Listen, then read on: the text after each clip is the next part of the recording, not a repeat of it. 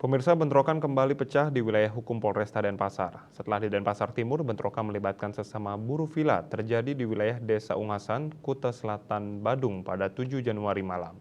Akibat kejadian itu, 5 motor dirusak dan dibakar.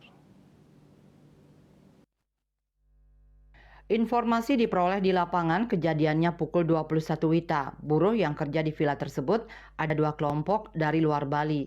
Lebih lanjut, sumber mengatakan pukul 13 WITA seorang buruh Saifuddin mabuk lalu marah-marah dan memukul pekerja yang berasal dari timur Bali. Namun keributan kedua buruh tersebut berhasil dilerai teman-temannya. Selanjutnya dilakukan mediasi oleh mandor dan kedua belah pihak sepakat berdamai. Ternyata situasi semakin memanas. Pukul 21.30 WITA, datang teman-teman korban sekitar 20 orang ke TKP sambil berteriak-teriak. Hal itu memancing dan memprovokasi teman-teman Saifuddin sekitar 300 orang. Kedua kelompok buruh ini saling lempar batu. Selanjutnya ratusan buruh yang marah tersebut membakar satu motor.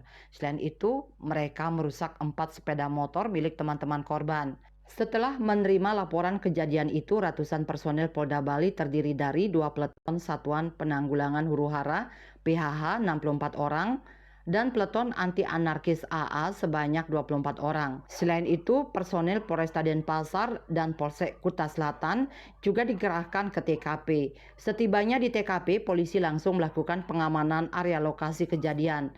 Kelompok buruh merupakan teman korban diarahkan menjauh dari TKP.